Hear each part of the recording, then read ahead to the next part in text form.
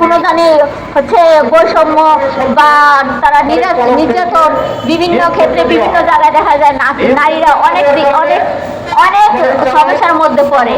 এখন আমাদের বাংলাদেশে এমন অবস্থা হয়েছে যে 5 বছরের শিশুরাও নিরাপত্তা থাকে না। তো আমরা চাই যে এই সবাই নারীরা, বিশেষ করে নারীরা যাতে নিরাপত্তা থাকতে পারে এবং শিশু বাচ্চারা। তো আমি এই বলে আমার বক্তব্য শেষ করছি।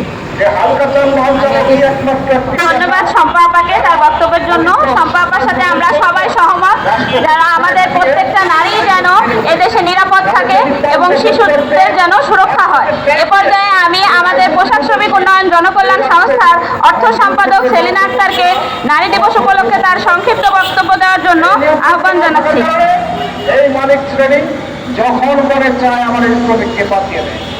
এখন ঢাকা শহরে একজন গাড়ি চালকের উপরে 4 থেকে 5 জন 6 জন পর্যন্ত মানুষ নির্ভর। আসসালামু আলাইকুম, আমার নাম সেলিনা, চালকের কি অবস্থা হতে পারে, চালকের ফ্যামিলির কি অবস্থা হতে পারে, সেটা কিন্তু আপনাদের চিন্তা করার বিষয় আছে। 6/3/2026 নারী দিবস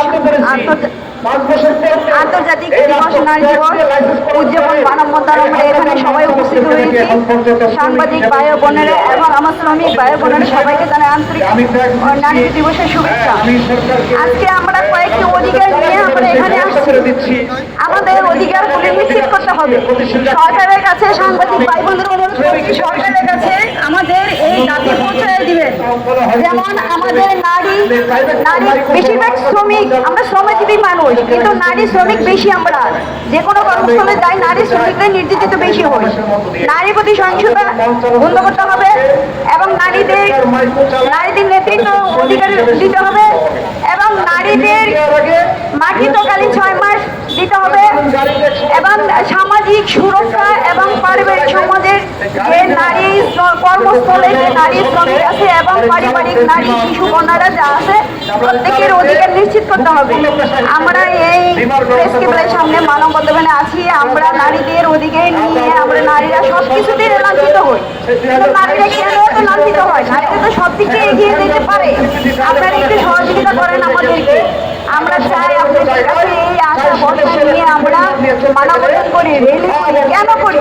আমাদের অধিকার নিশ্চিত করার জন্য করি, কারণ আমরা তো সে অধিকার পাচ্ছি না, ন্যায্য মজুরি পাচ্ছি না, ভালো পরিবেশ পাচ্ছি না, ভালো সামাজিক সুরক্ষা পাচ্ছি না, মাতৃত্বকালীন 6 মাস ছুটি পাচ্ছি না এবং ভালো মেডিকেল সেন্টার পাচ্ছি না, ভালো শিক্ষা পাচ্ছি না, ভালো কোনো একটা রাস্তা বেড়ে গেলে চলে নারী নির্যাতিত হচ্ছে।